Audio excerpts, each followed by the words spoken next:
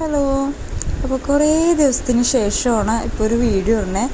കാരണം എന്താണെന്ന് വെച്ചാൽ മക്കൾക്ക് 2 പേർക്കും പനിയായിട്ട് ഹോസ്പിറ്റലിൽ അഡ്മിറ്റ് ആയിരുന്നു.